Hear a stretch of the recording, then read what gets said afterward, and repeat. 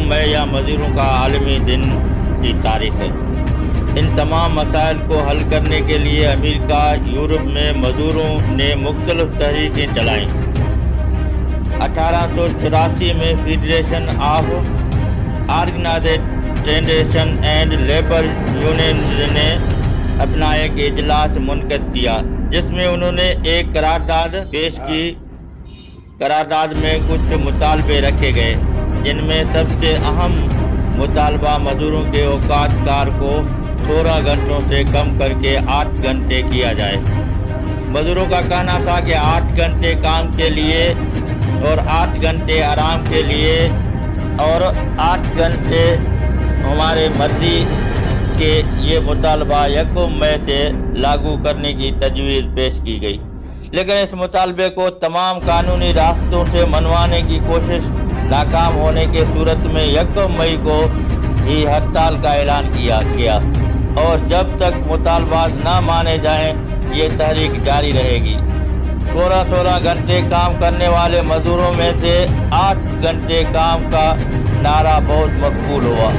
اس وجہ سے اپریل 1884 تک 2,50,000 سے زیادہ مزدور اسی ہڑتال میں شامل ہوئے۔ اس تحریک کا آغاز امریکہ کے شہر شکاگو سے ہوا۔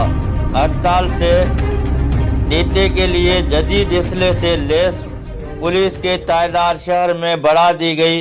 یہ اسلحہ اور دیگر سامان مہیا کیا گیا۔ تاریخ کا آغاز یکم مئی سے شروع ہوا۔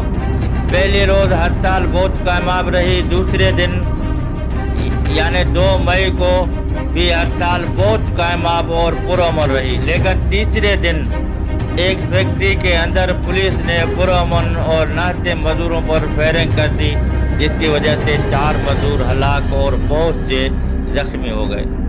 اس واقعے کے خلاف تحریک مزدورین نے آگے ہی روز 4 مئی کو ایک بڑا احتجاجی جلسے کا اعلان کیا۔ جلسہ پرامن جاری تھا، لیکن آخری مقرر کے تقریر کے دوران پولیس نے اچانک فائرنگ شروع کر کے بہت سے مزدور ہلاک اور زخمی کر دیے۔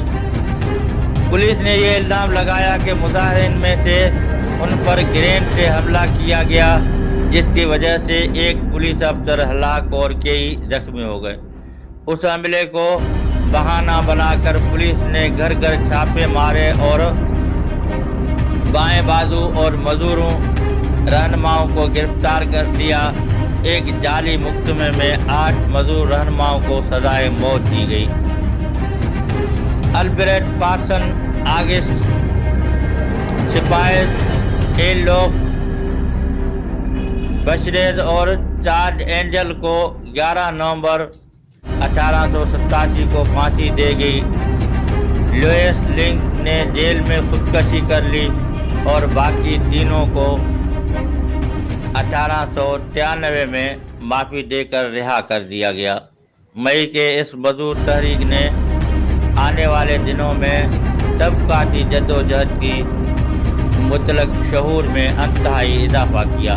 ایک نوجوان لڑکے ایمان گولڈ نے کہا کہ میں 1886 کے واقعات کے بعد میں محسوس کرتی ہوں کہ میرے سیاسی شعور کی پیدائش اس واقعے کے بعد